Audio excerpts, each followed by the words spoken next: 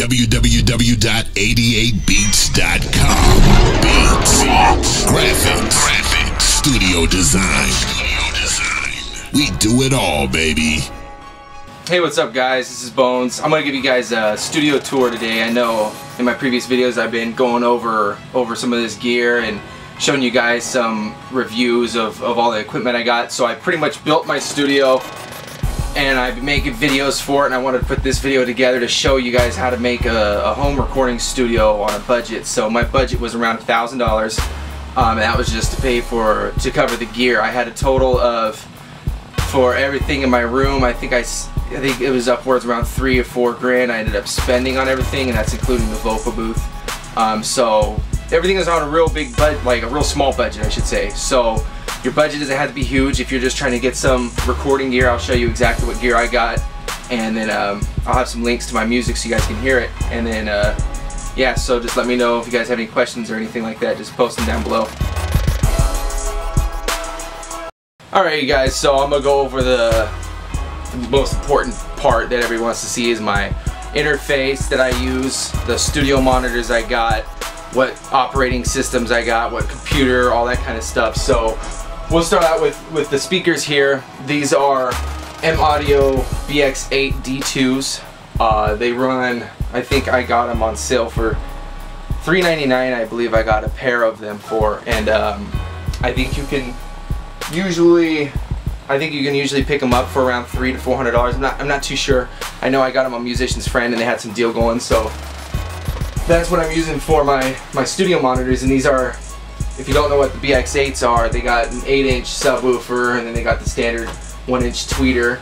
Aside from that, I got computer-wise, what I got going on over here, I have a Acer Aspire desktop. Now I've gone through a lot of desktop computers, and I usually use I have a laptop as well, and the laptop's a Toshiba satellite. Now with all my computers, I upgrade the RAM. If you don't have upgraded RAM, then you're gonna need that with the studio. Now I included that in my budget, and I spent on the RAM, I think I spent 180 bucks to upgrade the RAM. Okay, aside from that, you'll see I got two monitors. I'm running dual monitors up here. I do like having double monitors for when I use in my DAWs. I'll have on the top screen, I'll have my plugins. On the bottom screen, I'll have my tracking and stuff like that, and on the tops, all my mixer, plugins, effects, all that stuff. So that comes in handy. If you're working with one monitor, you should definitely look into getting another monitor, and they don't have to be the same monitors. This one up here is actually a TV. It's a, what is it, 22-inch TV or something like that, and then this one's a 19-inch. So it doesn't have to be anything special. Someone gave me that for recording time, so I just came across the second one. Moving on here, I got a M-Audio interface. Now the M-Audio interface, I have the box right here. You guys can check it out. It's M-Track. Yeah, M-Track Plus. So I don't know the difference from M-Track Plus and the regular M-Track. I just know that interface it's an interface. It's whatever. Nothing special about it. Nothing bad about it. It works. Do I like it? Yeah. Does it do the job? Yeah, sure. Am I gonna get a different one? Yeah, definitely. Now, well, let's move on to what I got on my wall here. Now, this is very important in every home studio, and it'll save you a lot of money if you come through me to do it. If you guys don't know, I build vocal booths, I design studios, I sell acoustic panels. I'm a dealer with 2 different companies, and these ones on the wall in particular, these are the pyramid style foam. These are the most popular pieces of panels that you'll ever see. You see these all over the place, vocal booths, in studios. These are pyramid foam panels. They are 2 inches thick.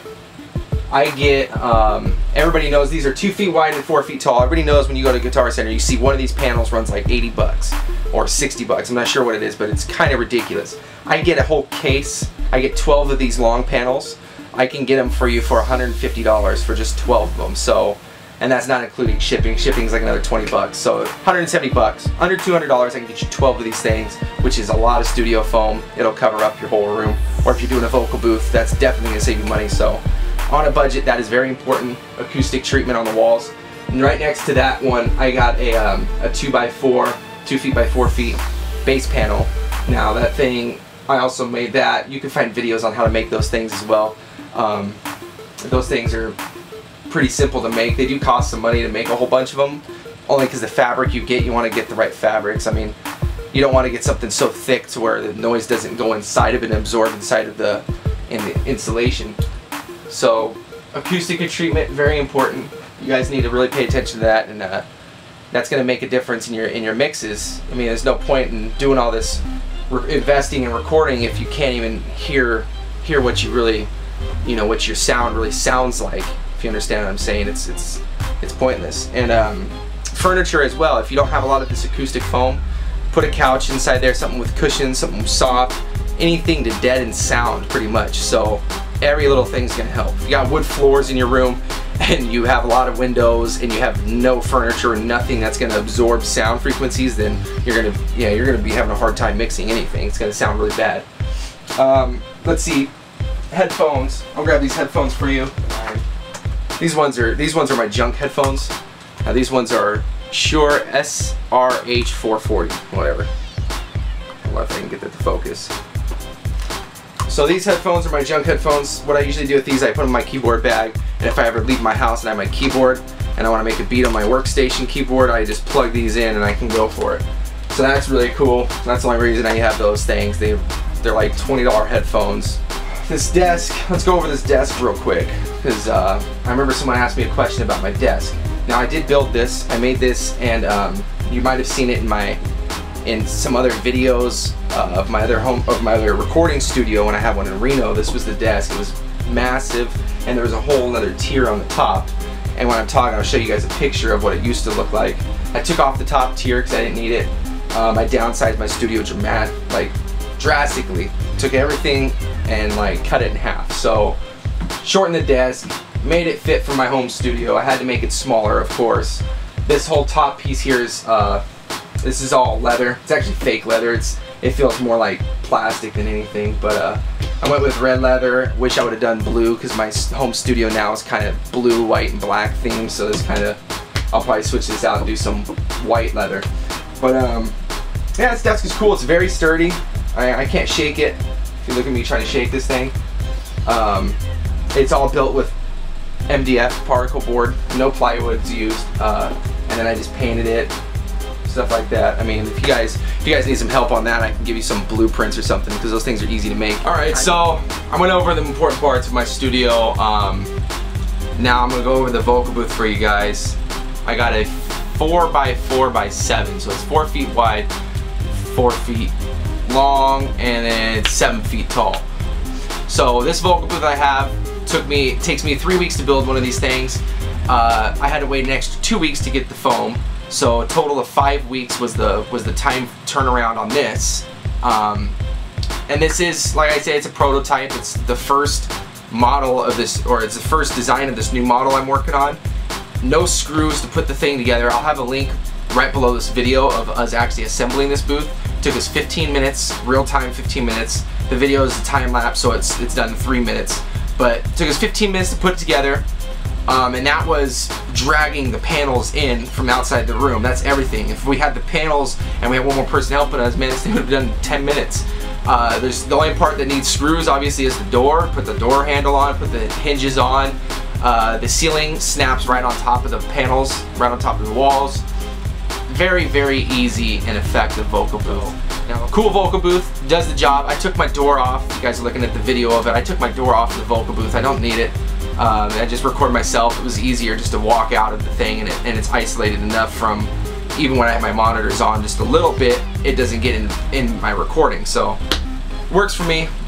I don't need a door. Other than that, let's go over the keyboard. Now I got a Korg Krome 61 keyboard workstation. This is a synthesizer. This is pretty much the baby brother of the Kronos. If you guys don't know what the Korg Kronos is, you guys should go to Guitar Center and check the thing out. Mess with it, especially if you're a hip-hop producer.